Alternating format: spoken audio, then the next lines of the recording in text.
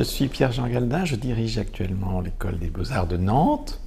Nous avons à Nantes un grand programme, une biennale qui a été avec un grand succès autour de la question de l'œuvre d'art dans les espaces naturels. Les grands artistes américains ont travaillé dès les années 60 vraiment très fortement sur ce sujet et ont vraiment marqué l'histoire de l'art dans le sud des États-Unis. Nous avons commencé ces voyages, un peu pèlerinage autour de ce mouvement artistique du land art.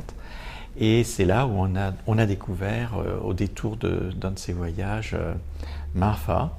On a, d'une certaine manière, quand on est à Marfa, un endroit d'une certaine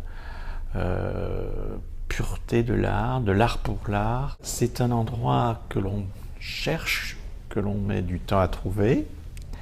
Et quand on y est, c'est un formidable endroit paisible qui, justement, a permis à Donald Judd, de véritablement poser la question qu'il voulait poser. Le rapport de l'art, de l'œuvre d'art dans sa plénitude, sans contrainte de l'architecture, sans contrainte de ce qu'on pourrait appeler aujourd'hui le marché de l'art. Nous menons ce programme depuis maintenant 3 années, c'est la 4e année, où on invite 6 artistes du monde entier qui ont vraiment candidaté à cette résidence. Ils y passent 2 mois.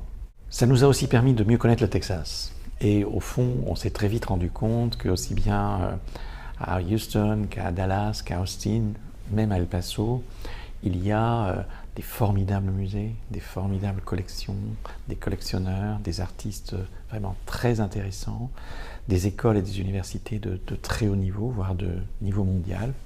Et à partir de là, on s'est dit que Marfa était pour nous la manière de connecter un des grands états culturels, effectivement, qu'on sait peu.